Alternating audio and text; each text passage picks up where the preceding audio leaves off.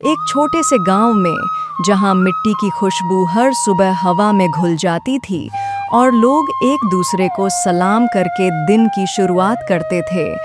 गांव के किनारे एक छोटा सा घर था जिसमें रज़ा अपनी अम्मा के साथ रहता था। रज़ा के अब्बू का इंतकाल हो चुका था और घर का गुजारा मुश्किल से हो रहा था। अरे सलीम, तूने देखा आज सुबह हाजी साहब का मुर्गा उनके ही खेत में भाग गया था। कितना भागा बेचारा। हाँ, और तू उसे पकड़ने के लिए कीचड़ में गिर गया। अरे तेरी हालत तो देखने लायक थी। अबे चुप रह, सब गांव वाले देख रहे थे। वैसे भी मुझे खाना कम मिलता है, सोच रहा था मुर्गा पकड़ लूं, आज दावत हो जाएगी। अरे बदमाश, चोरी करके खाना मत खा, अल्लाह देख रहा है सब। मजाक कर रहा था। वैसे भी अम्मा ने कहा है, मेहनत की कमाई का एक एक निवाला बरकत लाता है। रज़ा बेटा, ये आटा ले जा। मस्जिद के सामने जो फरीदा बैठी रहती है उसको दे आ। बेचारी को कोई पूछता नहीं। अम्मा, हमारे पास भी तो मुश्किल से खाना है। बेटा, जो खुद भूखा रहकर भी दूसरों को खिलाता है, अल्लाह उसके घर से बरकत नहीं हटाता। ठीक है अम्मा। रज़ा सड़क पर फरीदा को खाना देता है।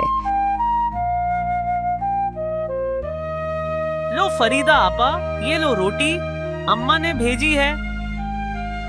अल्लाह तुम्हें खुश रखे बेटा। दुआ करो आपा, कभी हमारा भी वक्त अच्छा आए। रात का समय, रज़ा और सलीम मस्जिद से लौट रहे हैं। रज्जा, देख ये जमीन पर क्या पड़ा है। अरे ये तो बटुआ है, इसमें तो बहुत पैसे हैं।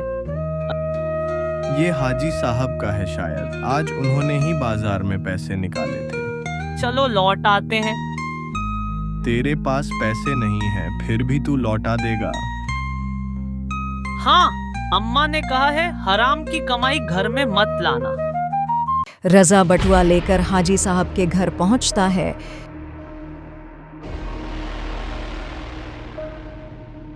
अस्सलाम वालेकुम हाजी साहब, ये आपका बटुआ मिला।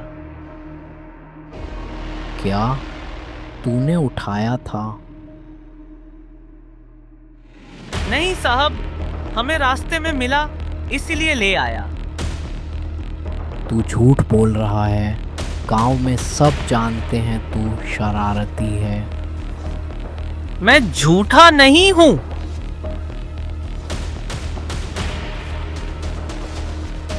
गांव के लोग इकट्ठा हो गए। हाजी साहब का गुस्सा देखकर सबको शक हुआ कि शायद रज़ा ने चोरी की है, लेकिन तभी मौलवी साहब आ गए। हाजी साहब गुस्सा मत कीजिए, इस बच्चे ने हमेशा नेक काम किए हैं। तो तुम कह रहे हो ये सच बोल रहा है?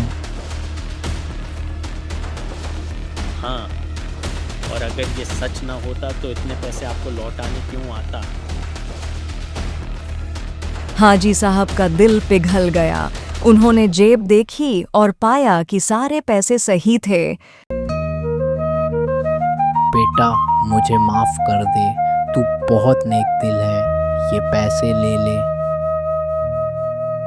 नहीं साहब, मुझे पैसे नहीं चाहिए, बस दुआ करिए अम्मा हमेशा खुश रहें।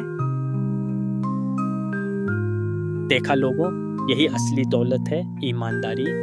इस वाक़ये के बाद गांव में रज़ा की इज्जत बढ़ गई। हाजी साहब ने उसकी पढ़ाई का जिम्मा उठा लिया और फरीदा के लिए भी गांव वालों ने मिलकर घर बना दिया।